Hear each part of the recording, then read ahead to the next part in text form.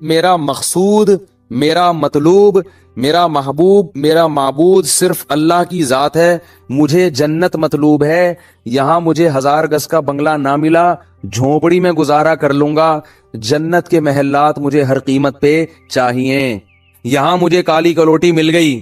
ایک بندہ آیا، میں میری بیوی بہت ہی بدصورت ہے، میں کیا کروں، پھنس گیا ہوں میں نے کہا صبر کرو، تم کون سا اتنے حسین ہو. ہمارے جو ہے نا ایک جامعہ میں ایک لڑکا تھا، اس کی شادی ہوئی تو ہمارے استاذ کے پاس آیا.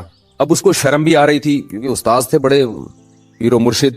تو استاذ ہمیں واقعہ سنا رہے تھے، کہہ رہے میرے پاس آیا اور بڑا شرما رہا ہے، بڑا میں حضرت میں بڑا پریشان ہوں، میں یہ وہ بہت مشکل نا. مجھے بتاؤ کیا بات ہے. اس نے کہا میری شادی ہوئی ہے، میں نے بغیر دیکھے کی اور مجھے بیوی پسند نہیں آ رہی، شکل بالکل بھی اچھی نہیں ہے. کہتے ہیں میں نے اس سے کہا کہ کبھی اپنی شکل دیکھی ہے آئینے میں؟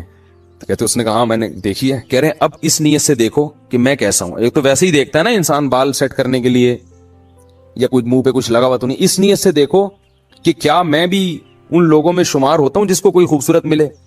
اس نیت سے اب جا کے دیکھو اپنے نئے نقش نا، پوری ناک کا سائز وائز سب چیزیں چیک کرنا، جا کے کلر ولر بھی دیکھنا اچھی طرح سے.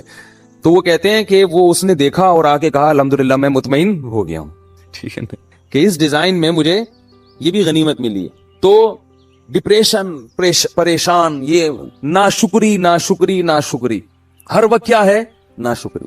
اتنی ناشکری ہے اس سے کیا ہو جاتے ہیں، ڈپریشن کے مریض بن جاتے. اگر خوش رہو گے بھائی، یہاں جیسی تیسی مل گئی، جنت میں کیا مل جائے گی؟ اگر صبر شکر سے زندگی گزاری تو جنت میں کیا ملے گا؟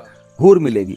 جنت دنیا میں جو کچھ ملتا ہے نا ہم کو اور آپ کو، وہ اس میں ہماری محنت کا دخل نہیں ہوتا، اس میں تقدیر کا دخل زیادہ ہوتا. کیسے کیسے بدصورت لوگ ہیں، بہت خوبصورت عورتیں مل جاتی ہیں. کیسی کیسی بدصورت عورتیں ہیں، بہت خوبصورت شوہر مل جاتے ہیں.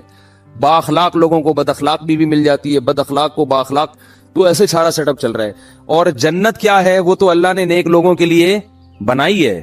وہ تو ان کو تو اللہ نے اسپیشل حسن دیا ہے جنت کی حوروں کو. فرمایا مقصورات فی الخیام، خیموں میں بند کر دیا، تمہارے لیے بنایا گیا ان کو. تو گزارا چلاؤ بھائی، گزارا چلاؤ. سمجھ رہے ہو؟ زیادہ پریشان ہونے کی ضرورت نہیں ہے. ویسے بھی بڑھاپے میں سب چیزیں ختم. بڈھی ہو جائے گی پھر دیکھنا اس کو کون حسین. بڑھاپے میں نہ خود حسین رہو گے نہ وہ حسین رہے گی. سب حساب تو تھوڑے دن کی بات ہے، تو صبر کر لو. کیا خیال ہے بھائی؟ یا پھر وہ کام کرو جو میں بولتا رہتا ہوں، گناہ کی طرف مت جاؤ، گناہ کی طرف مت جاؤ، اس کی ٹھکائی لگے گی. گناہ کی طرف جاؤ گے تو کیا ہوگا؟ حساب و کتاب دینا پڑے گا اس کو. تو اللہ تعالیٰ نے مسلمان کو ٹینشن فری بنایا ہے. مسلمان کو غم ہوتا ہے تو صرف کون سا غم کہ یار جنت میں پہنچنا ہے میں نے، اللہ راضی ہو جائے. پھر اس حال میں اللہ اگر آپ کو پیسہ بھی دے دے، آپ کوشش کریں، ہاتھ پہ ہاتھ رکھ کے بیٹھ جانا یہ دین ہمیں نہیں سکھاتا. دنیا میں کامیاب ہونے کی بھی کوشش کریں. کوشش میں کامیابی ہو جائے تو بھی ٹھیک ہے، کامیابی نہیں ہو تو بھی ٹھیک ہے. بس خوش رہے انسان اس پہ.